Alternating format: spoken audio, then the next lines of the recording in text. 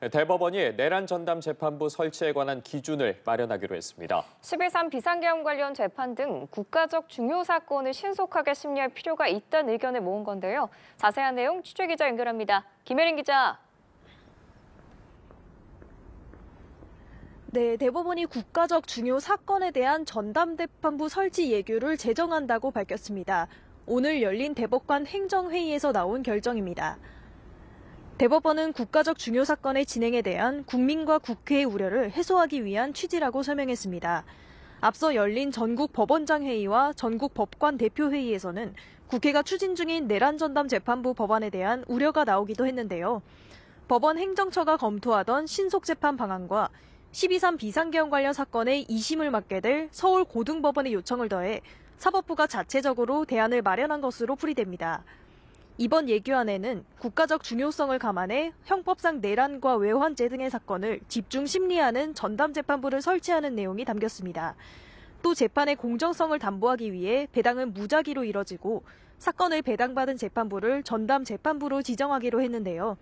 신속 심리를 위해 기존에 담당하던 사건은 전부 재배당하고 관련 사건이 아닌 이상 새 사건은 배당하지 않는 것을 원칙으로 정했습니다.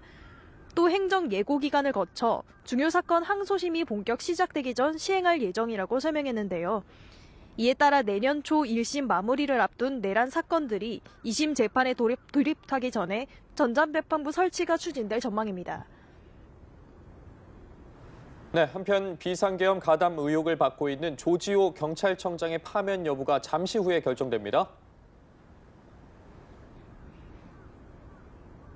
네, 헌법재판소는 잠시 후인 오후 2시부터 조지호 경찰청장에 대한 탄핵 심판 선고를 진행합니다. 조 청장은 비상계엄 당시 경찰을 동원해 국회를 통제하고 선관위에 경력을 배치하는 등 내란에 가담했다는 이유로 탄핵 소추됐습니다. 조 청장은 비상계엄 계획을 듣고도 협조하지 않았고 윤 전 대통령의 국회의원 체포 지시에도 대응하지 않았다는 입장인데요. 지난달 최후 진술에서 윤 전 대통령에게 단 한 번만이라도 얘기할 기회가 있었다면 비상계엄은 잘못된 판단이라고 말했을 것이라고 밝혔습니다. 헌재는 세 차례 변론을 거쳐 조 청장의 파면 여부를 심리해 왔는데요. 국회가 지난해 12월 탄핵 소추안을 의결한 지 약 1년 만에 결론이 나오게 됩니다. 조 청장은 내란에 가담한 핵심 인물로 형사재판도 받고 있는 만큼 오늘 헌재가 어떤 판단을 내릴지 주목되는데요. 비상계엄과 관련한 탄핵 심판은 조 청장 사건을 끝으로 모두 마무리될 예정입니다. 네, 특검 수사 상황도 알아보죠. 김건희 특검이 서울중앙지검에 대한 강제 수사에 나섰다고요? 네, 김건희 특검은 오늘 오전부터 서울중앙지검을 압수수색하고 있습니다. 특검은 김건희 씨의 명품백 수수 사건 수사 무마 의혹과 관련한 자료 확보에 나섰는데요.